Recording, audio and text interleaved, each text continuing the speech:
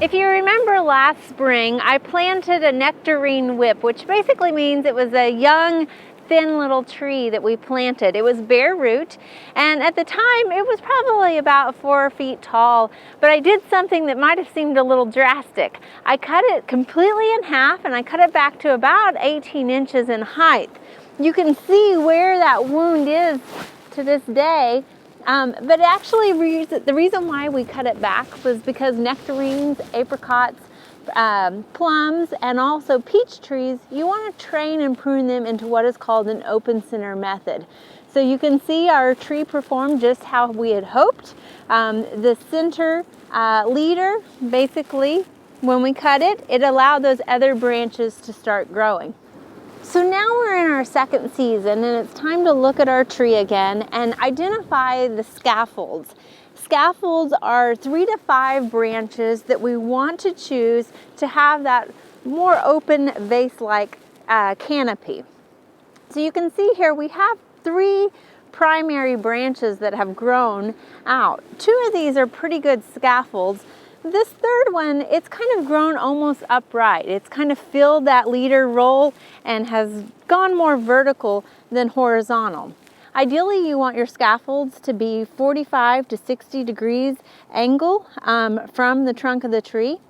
Any shallower than that, they would potentially break and snap as you get more weight on the branch, either with ice or snow or with the fruit load.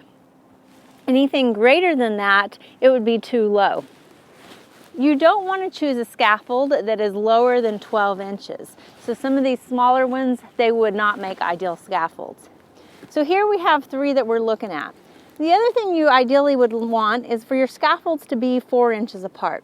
Now, of course, nature gives you what it gives you, and so this is what we're working with. We're going to choose this branch here, and then also this branch here as 2 of our scaffolds. Now on the back side here, you can see there's a smaller branch that is growing that has a nice angle to it. So I think we're going to choose that one as well as our scaffold.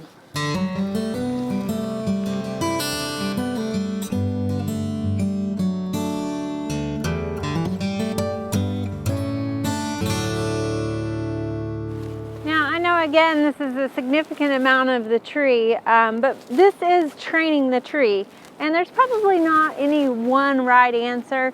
You just kind of follow these general rules, and the point is to continue to maintain and train this tree. So we're going to train this branch here to be our 3rd scaffold. So we've got this one here, this one. Now all of that energy is going to go into causing it to grow, and then we have this one as our 3rd one here. Now, again, to keep this open center method, we need to trim anything that's growing towards the center.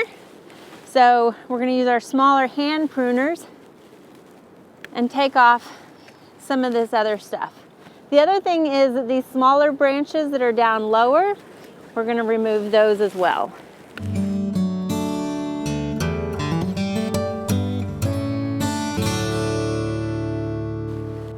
So you can see here we've got our 3 good scaffolds, and this smaller one will continue to grow. We've got an open center canopy here, and this will allow that sunlight to penetrate down into the canopy, encouraging more fruiting on the tree, as well as improve the air circulation that will decrease the disease and insect population in our tree. Now, right now, the angles are good, and that's the other thing we want to look at on scaffolds is the angle. Like I said, they want to be 45 to 60 degrees away from the trunk of the tree. And you can improve this a little bit by using a couple of things. You can make spacers that you can use to push them apart. You can buy commercial ones or you can make them. You can also use things that you might have around the house. Now for something that's this small, a paper clip or a clothesline clip will work. And at this point, the angle is pretty good, but we're going to want to ensure that it stays growing at this angle. And since we've removed the interior, this might want to start growing more vertically and become a new leader. So we're going to put this clothesline clip weighted to a brick just to encourage it to continue to grow a little bit more at a horizontal angle. The other thing you can use is a couple of bricks that are tied together and some pantyhose to encourage this one to continue to grow out a little bit. We're just going to tie some pantyhose around here. I like using pantyhose because they're readily available, they're cheap, and they don't tend to wear on the trees quite as bad as, say, twine does.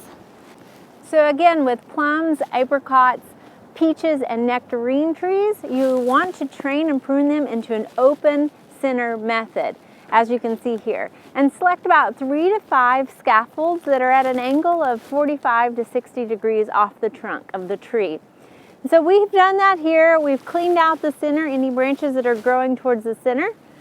We've got good angles on them, and at this point we'll allow it to continue to grow this season. It is still in training, so we're going to continue to check back in on it.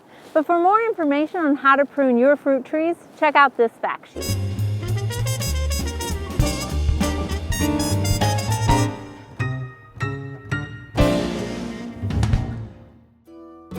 We hope you enjoyed this video. It's part of our Oklahoma Gardening YouTube channel.